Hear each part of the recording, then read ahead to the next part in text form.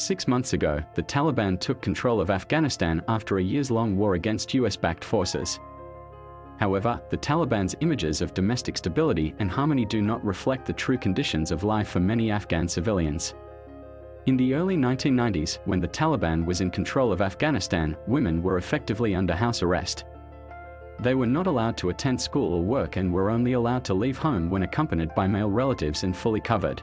I think an Afghan inclusive government, this is the demand, the will and the want of the people of Afghanistan. They want this government that you may have seen that whenever we entered the provincial cities, people thronged along the roads and queued up along the roads, and they were welcoming our forces. So it is a popular uprising. Just as the Taliban took control of the country a few months ago, women have mostly disappeared from public life.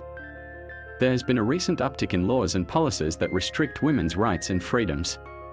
For example, billboards showing women's faces have been blacked out, restrictions on women's work and education have been implemented, and many of the hard-fought freedoms over the last 20 years have suddenly vanished.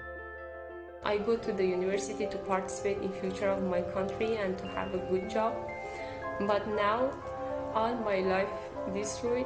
Women who have attempted to speak out during the protests have quickly been silenced, forcing them to demand their rights from inside. In spite of Taliban control of the government, court officials in Afghanistan insist that the justice system is working well. This can be seen by the presence of Taliban judges in local courts. Tell me a little bit about how life has changed for you since the Taliban took power. A lot of changes. Too many. I'm sorry. I'm sorry. It's okay.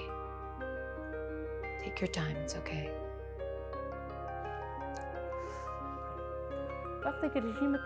Since the Taliban regime has come to power, it has become very difficult. Afghan women and girls have a significantly high rate of abuse, Human Rights Watch finds. In 87 cases over a lifetime, this ranges from physical to sexual abuse. The issue of abuse in Afghanistan has come into focus recently due to the US military involvement there in the last 20 years. The shelters that have been created to help these women have been met with limited availability. Because of this, many women who need help the most are not able to access them. I told my father, I don't want this man. Why did you marry me to him? Why did you marry me away that night? You should have killed me and buried me in your garden, rather than marrying me to him. Parents who don't want the happiness of their children, I loved them so much, and I still love them. They don't even come to ask about me. They don't ask if their daughter is alive or dead.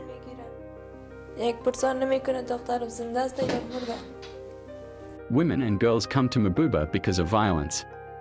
Violence against them in the family, violence against them by their husbands, by their brothers, by their family members, by just violence altogether. How much of an issue is violence against women in Afghanistan?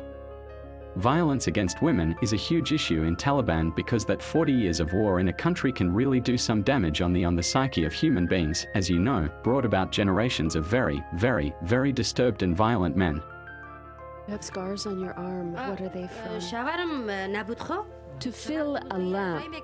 She says her brother-in-law gave her petrol deliberately instead of diesel. It exploded. Everything started to burn, and then my hand was on fire. And behind me, I saw my son. He was on fire too.